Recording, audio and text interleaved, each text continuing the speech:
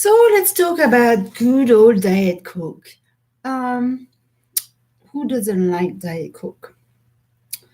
I have drank Diet Coke for like maybe 15 years, and I never stop. And only if there's no Diet Coke, I'll go with Diet Pepsi. But um, about a few months ago, I felt a little bit differently about it, and it's really weird.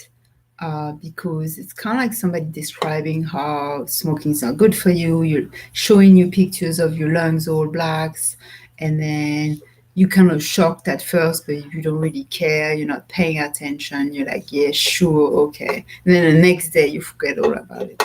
And same goes for the drinking. They're showing you like a smashed brain, and you're like, and then you just like, yeah, everybody's drinking. I'm gonna keep drinking.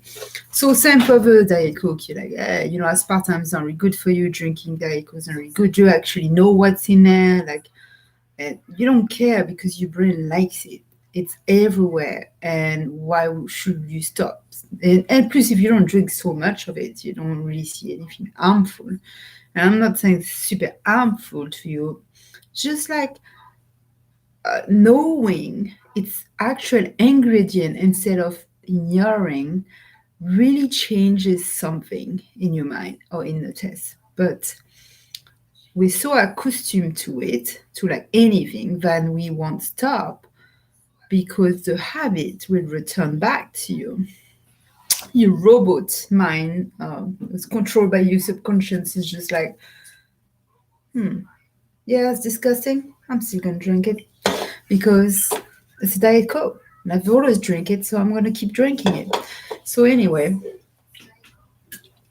I get one more visitor. Thanks for being there.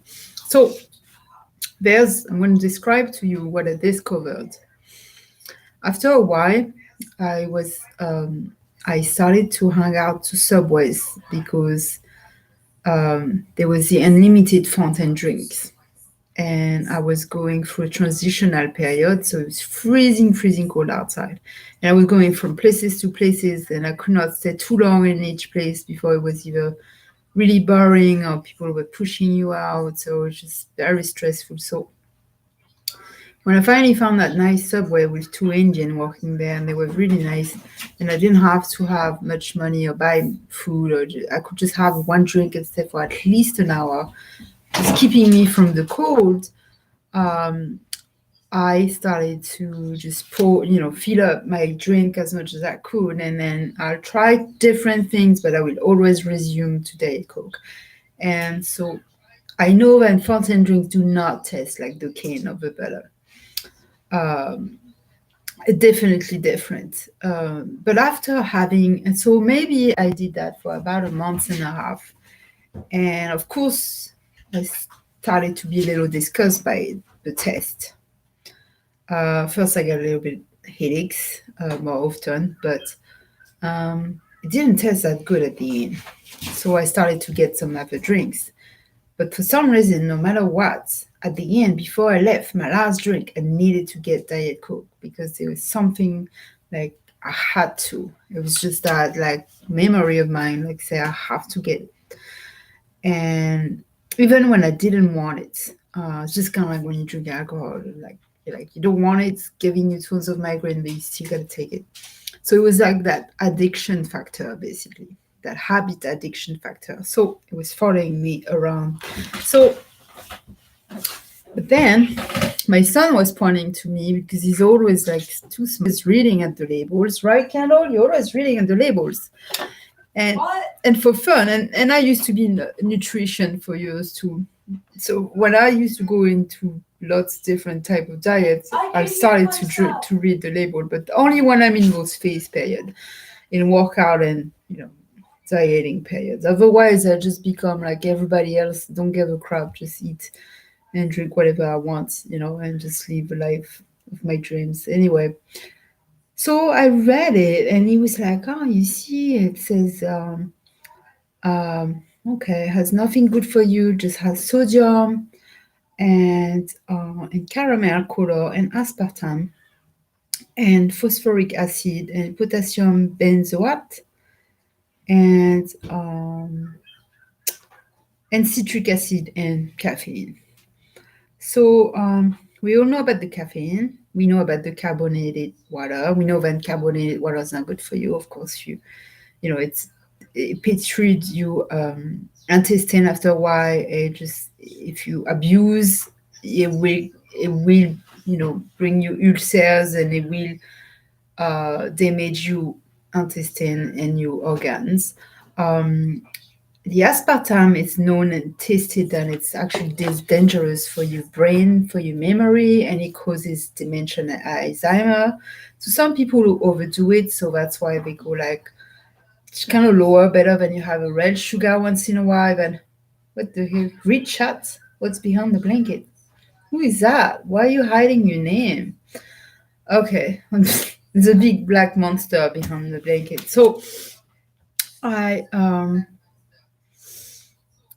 and then I was like, okay, what is that test? It actually the test is not only citric acid is bad, it's acid.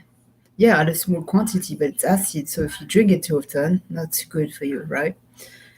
It's caramel flavor. So think about it. It's if you were chewing some caramel and you were putting some carbonated water with it, um, with the caramel flavor and some fake sugar, some aspartame, and you blend it together. That's Diet Coke. And not mentioning the other phosphoric acid and the caffeine, all this stuff. So the test that you're testing is caramel. Do you actually like caramel with bubble? It's disgusting, right? Would you drink it if you knew that what you were drinking, you would not drink it? If somebody had a big thing or a bottle and it said caramel, carbohydrate water, would that be appealing to you? Absolutely not. See, like I'd rather get a Fanta or Sprite. At least I know the flavor. So it's kind of like that surprising thing that actually soda is white, like all types of soda. So I know where you live.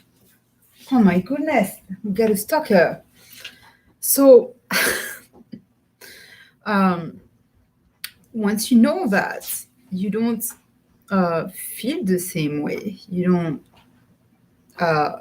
don't test the Diet Coke the same way.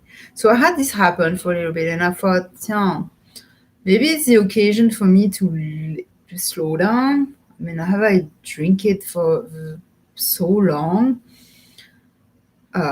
Maybe it's time to take a break. If it's not that healthy and good for you, maybe, and it doesn't even taste that good, why not change it? Or at least slow it down. So I did do that, and I was able to do that for a long time. Maybe a month. I mean, no, it seems to be kind of long for me. Not month and a half, not one single Diet Coke or Diet Pepsi. And yeah, I did feel much better. No more headache, nothing.